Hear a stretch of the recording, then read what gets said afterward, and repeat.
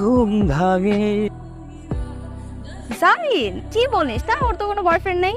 কি বলো sir, boyfriend নেই? আরে না, ওর ওর তো একটা বয়ফ্রেন্ড আছে, ওই যে বিয়ে হওয়ার কথা না ছেলেটার সাথে।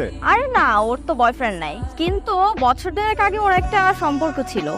এরপর থেকেই না ও সবাইকে এটা বলে যে ওর বয়ফ্রেন্ড আছে, ওর বিয়ে ঠিক হয়েছে। আচ্ছা তুই আমাকে বল ওকে কি বলতে হবে, ওকে যা বলার আমি বলে দিব। তোর কিচ্ছু করতে হবে না বান্ধবী, যা করার আমি করতেছি, বুঝছো? কালকে সন্ধ্যা 6টায় মামার দোকানে আপনার অপেক্ষা করব। আপনি যদি আমার প্রেমে রাজি থাকেন তাহলে একটা লাল শাড়ি পরে চলে আসেন, যদি রাজি না থাকেন তাহলে আসতে হবে না।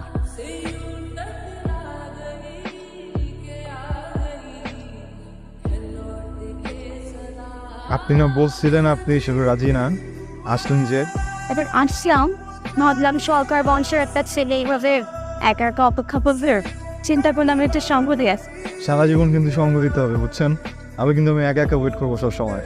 তাই নাকি? খুব সকাল নিস্তব্ধ।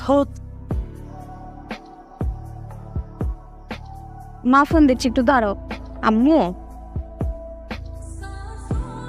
আন্টি, একটা ফ্যামিলি থেকে একটা মেয়েকে বিয়ে করে নিতে একটা যোগ্যতার ব্যাপার আছে। আমি এখনো অতটুকু যোগ্য না। আমি তো আমার পরিবারকে চিনি, আমি যতই বলি ওরা রাজি হবে না। আমাকে 2টা বছর সময় দেন না, আমি যোগ্য হয়ে জারিনকে বিয়ে করবো। মা, জারিনের বাবা অসুস্থ, সেটা নিশ্চয়ই জানো। ওনাকে তোমার কথা বলেছিলাম, উনি ভীষণ রকমের জেদি মানুষ। কিছুদিন আগে ব্যবসায় টাকা লস করে স্ট্রোক করেছিলেন। এখন যেখানে বিয়ে ঠিক হয়েছে সেটা ওনার বন্ধুর ছেলে। দেখো বাবা মহিব, তুমি চাইলে জারিনকে নিয়ে পালিয়ে যেতে পারো, কিন্তু জারিন এমন কাজ করলে ওর বাবা বাঁচবে না।